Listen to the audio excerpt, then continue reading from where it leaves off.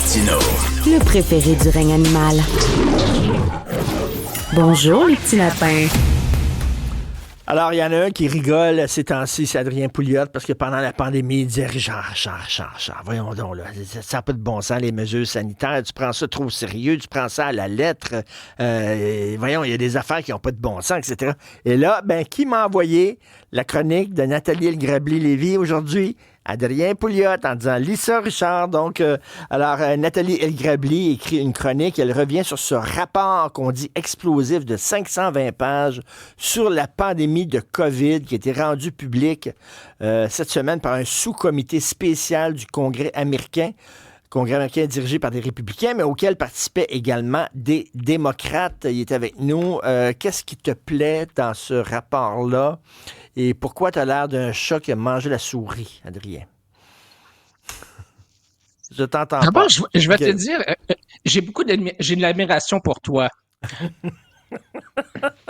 Parce que pourquoi? tu es un des rares à avoir fait ton mea culpa et à avoir finalement dit que oui, finalement, il y a beaucoup de choses qu'on savait pas ou qu'on nous a pas dites.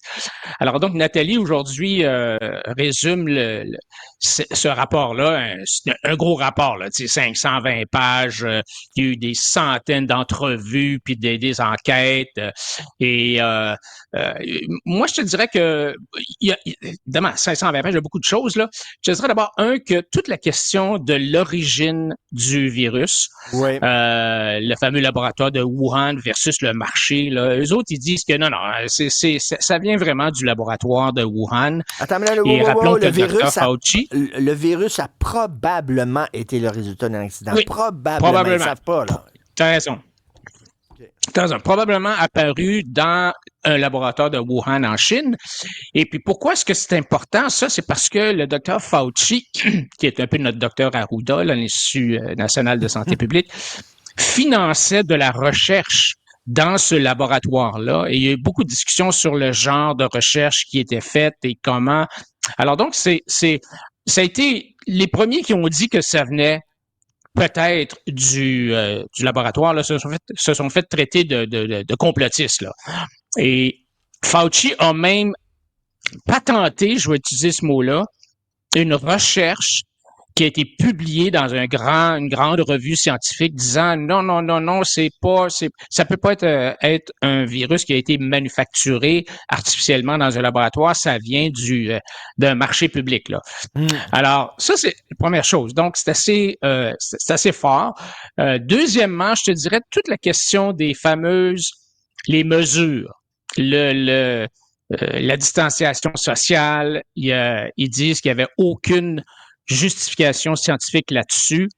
Même chose pour le masque. Attends, Puis rappelle-toi, Adrien, là, aucune preuve scientifique n'a permis de démontrer que les masques avaient été efficaces pour contrôler la propagation du virus.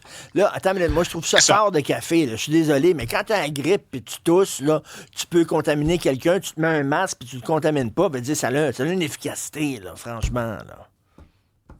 Non, mais c'est pas mal, c'est que le virus est tellement petit qu'il passe à travers le masque.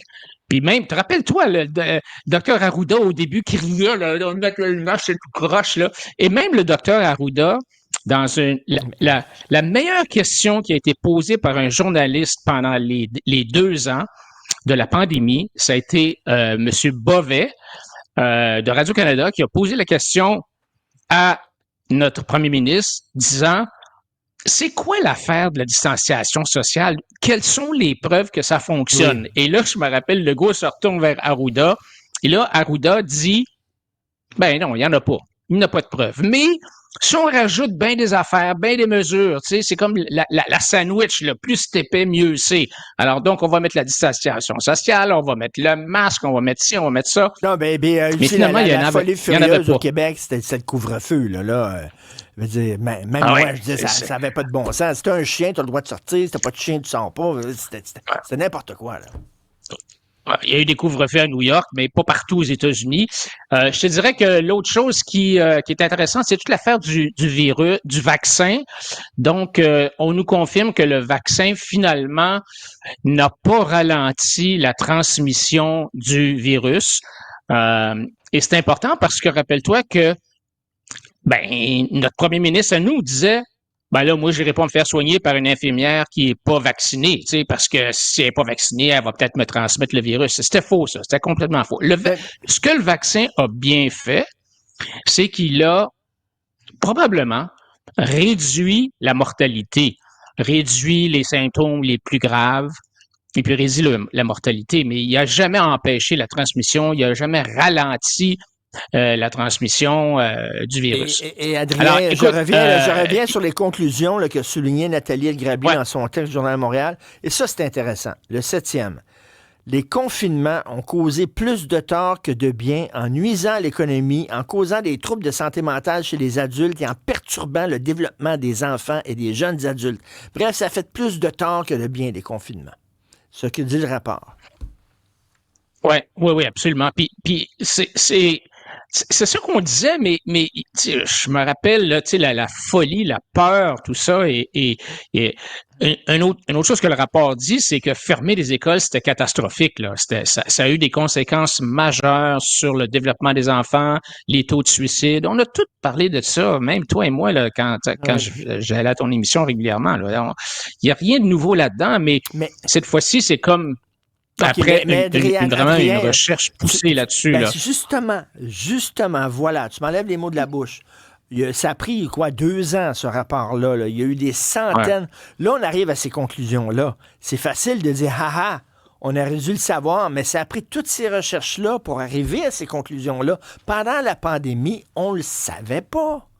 On savait pas ça. C'est pas tout à fait vrai, ça, Richard. C'est pas tout à fait vrai parce que il y a eu un exercice fait par le gouvernement américain. On sait pas si la même chose s'est faite au Canada, au Québec, mais clairement, aux États-Unis, on a vu que le gouvernement a supprimé de l'information, a mis d'énormes pressions sur les réseaux sociaux pour empêcher la transmission d'informations qui n'étaient pas conformes au narratif du gouvernement américain qui voulait absolument que tout le monde soit vacciné. Donc, dès que tu disais quelque chose qui laissait poser des doutes, tout de suite, on t'annulait, on te cancellait. Écoute, on l'a vu au Québec, là, tu sais, il y a plein de gens qui ont été bafoués. OK, je vais terminer là-dessus. Le gouvernement américain a dit aux gens d'aller se faire vacciner, porter des masques, tout ça. Est-ce que c'était parce qu'ils ne savaient pas ce qu'ils faisaient, puis ils avaient à cœur la protection des citoyens, ou c'est parce qu'ils étaient à la solde des big pharma, puis ça fait partie d'un gros complot, etc. C'est ça l'affaire, là. Oui, ce rapport-là en parle pas beaucoup. Le rapport parle du processus d'approbation du vaccin avec Pfizer, tout ça. Il faut aller ailleurs pour raccorder les fils, là, entre autres dans le livre de RFK Jr., Robert Kennedy Jr., sur Fauci. Mais il y a clairement des questions qui demeurent non résolues sur les liens entre follow the money, comme on dit, là. Alors, il y a des gens qui avaient un intérêt, clairement, à ce que le vaccin soit obligatoire, puis qu'il y ait des boosters avec des boosters, puis des boosters. Il y a du monde qui ont fait de l'argent là-dedans, là. Adrien, quand même, on n'a pas le temps d'en parler, mais il y a des questions à se poser aussi sur le sérieux de Robert Kennedy Jr. aussi. Là. Mais ça, c'est une autre affaire. Je n'embarquerai pas là-dedans. Là. Ouais, c'est une autre affaire. C'est une autre affaire. On s'en reparlera. Merci. Bon week-end, Adrien Pouliot. On s'en reparlera. Bonne fin de semaine. Salut.